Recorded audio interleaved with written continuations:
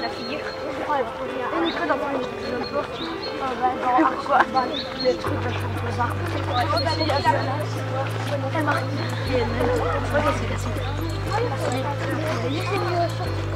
Moi j'ai mis des braquettes.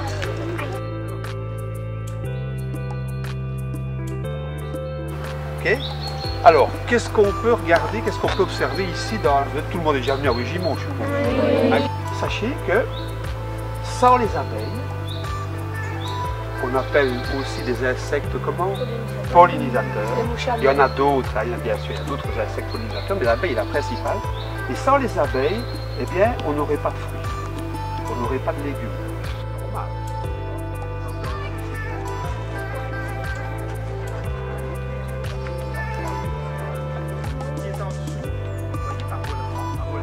Et c'est comme ça que les abeilles décollent, c'est la piste d'atterrissage, si vous voulez, elles décollent, elles vont butiner, puis elles rentrent, ramener leur butin. Venez.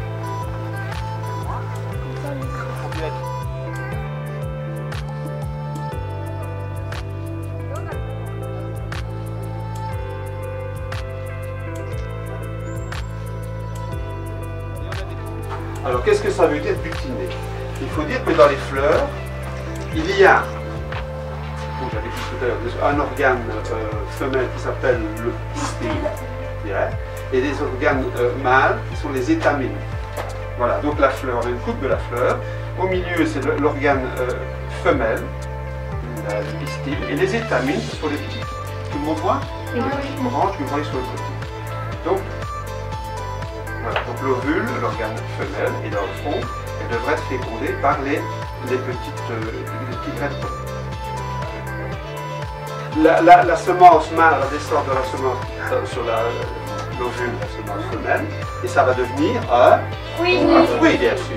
Et là, elle le remplit de nectar, elle va remporter à la ruche, et elle va, en rentrant dans la ruche, avant de rentrer dans la ruche, sur la planche de vol, c'est pour ça que vous en voyez plusieurs là, elle va échanger son nectar avec une autre abeille. Et avec les glandes, parce qu'une abeille remplie de glandes, des glandes salivaires, etc., elle va transformer ce nectar en miel. Et l'autre qui a reçu le nectar va vite aller le mettre dans le fond d'une cellule.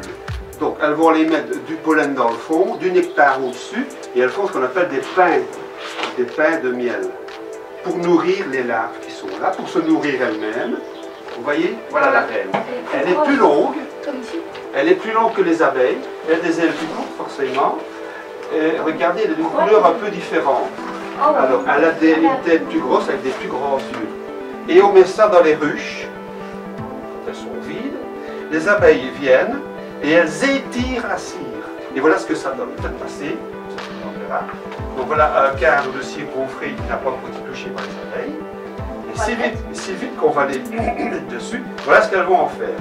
Elles vont étirer et faire des petites cellules dans lesquelles elles vont pondre, la reine va pondre les œufs, elles vont mettre la nourriture, elles vont mettre le miel, elles vont mettre le pollen et tout ça.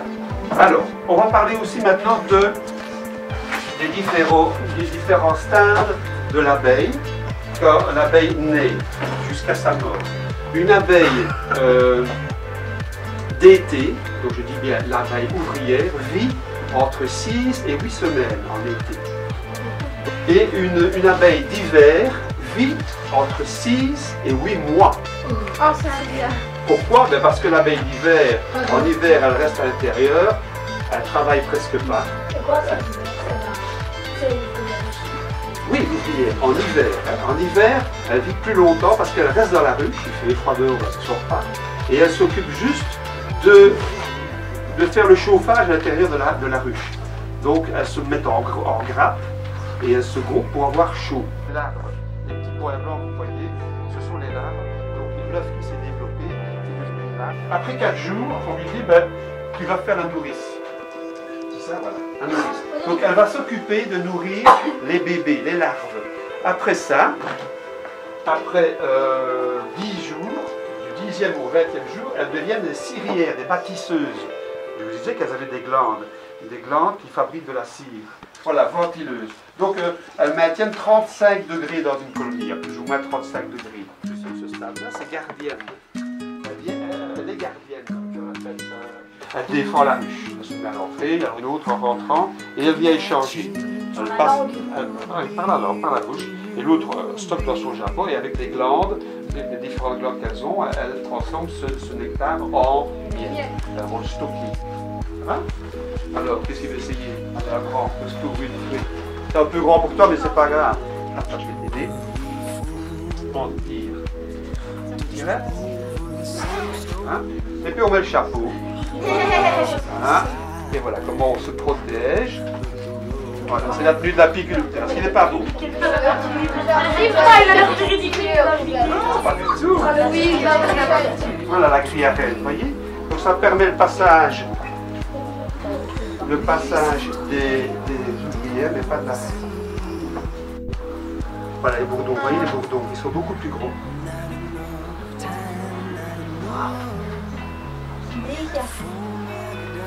Vous voyez? Vous envoyez avec du pollen sur les pattes. Là, regardez, ça là, ça là aussi. Alors ça c'est du couvain. Hein? Et on va observer le couvain et des abeilles qui ont des corbeilles à pollen remplies. Là, regarde, tu vois? Ah là, il y en a beaucoup. Oh, oh. Ça va? Allez, suivant. Allez, passe au suivant. Les corbeilles remplies de pollen. Là aussi.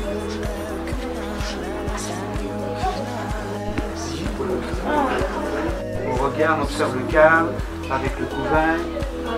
C'est des abeilles qui ont du pollen. Elle est où là? Elle doit être là-dedans. On ne va pas la déranger, on va pas embêter. Regarde, voilà une avec du pollen plein les corbeilles.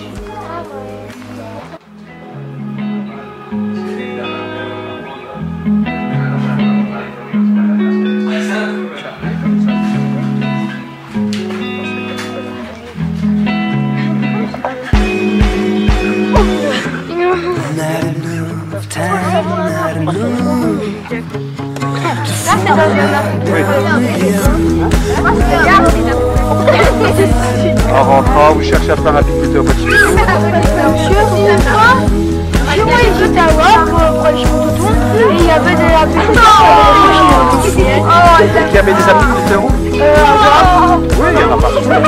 Le pain? Ah oui, t'as voulu? Moi j'en ai. Non, jamais.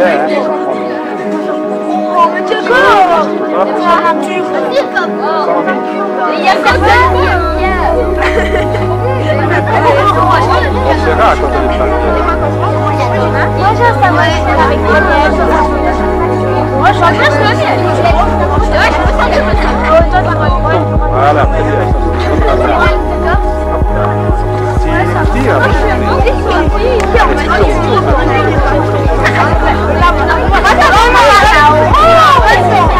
Hein?